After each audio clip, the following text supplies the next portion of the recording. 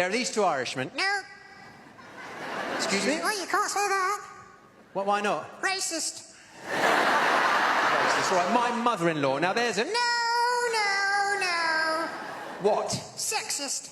All right. This big fat bloke. Sizist. My grandmother. Ageist. David Copperfield. Illusionist. He's funny, isn't he?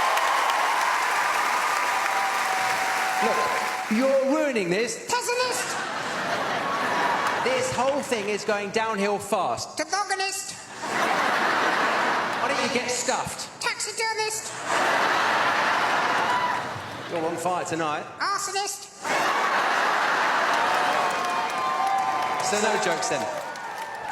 What am I going to do? Ventriloquist.